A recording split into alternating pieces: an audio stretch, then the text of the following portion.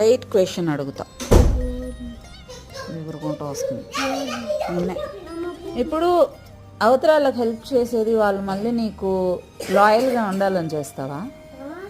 ఇప్పుడు నువ్వు ఒకరికి హెల్ప్ చేసావు, ఓకే, వాళ్ళు మళ్ళీ నీకు అది గుర్తుపెట్టుకోవాలని చేసావా?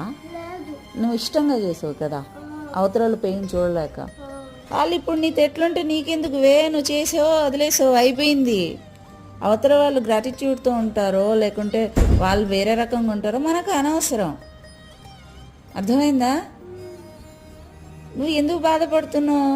నువ్వు ఓన్లీ అక్కడ నీ స్వార్థానికి హెల్ప్ చేసావు జాను.